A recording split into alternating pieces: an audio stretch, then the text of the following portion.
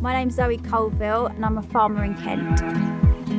Myself and my partner farm here, and we also have a butcher's shop where we sell our produce. When I was younger, strength kind of meant that you were a superhero and you could do anything, you were like a yes man.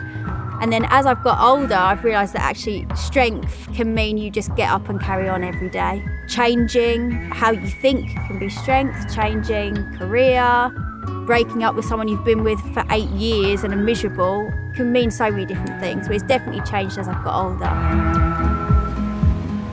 I never really thought of myself as a strong person. I've never had any hardship ever. Like, I was cheated on once, do you know what I mean? That was like the worst thing that had ever happened to me. My sister had meningitis. They're like the two things that they're not really that bad.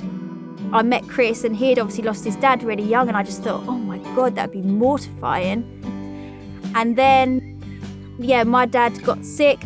Within 5 weeks, he was dead. So it turns out he was riddled with cancer, bone cancer, liver cancer, and adrenal gland cancer.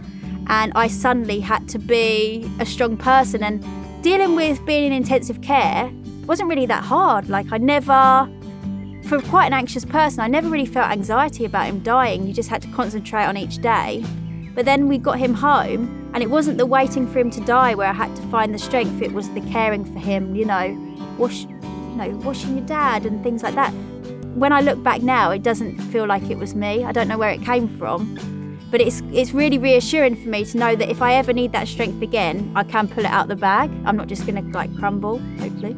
That was where, a pinnacle point where I just thought, I don't need to worry about being a weak person anymore because I've completely nailed it.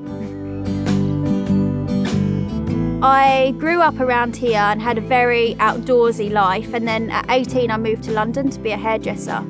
I lived in London for 8 years or something and just partied, drank, bought clothes, pretty much did whatever I wanted.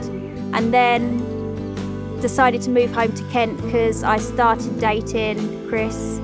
He was a plumber, I was a hairdresser. And then he got really poorly with ME and then started buying sheep because being outdoors healed him. And his dad was a farmer, so it kind of brought him comfort. So I moved back to Kent, which was meant to be because then I lost my dad really suddenly, and now the farming is now healing me. So we are a no dad club.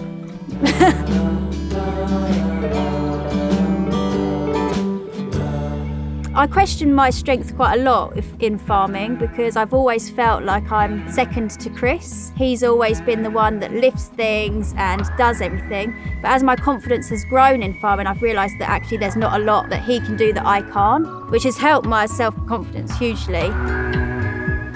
There are 2 women in my life that I think are sensational, really. One of them's my sister, who, while we were in hospital with my dad, basically wrote her dissertation, got a first, and she is now in a very male-orientated field, and she's just gone from strength to strength, all while dealing with the loss of a father. I mean, she's basically taken all that hurt and it's pushed her to further her career.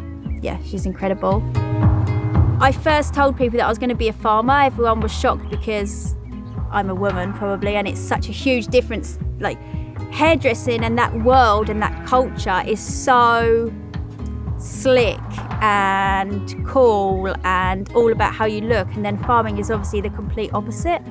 But you don't have to be, an old boy in a ripped check shirt and, with a bit of hay hanging out. Do you know what I mean? You don't have to do that.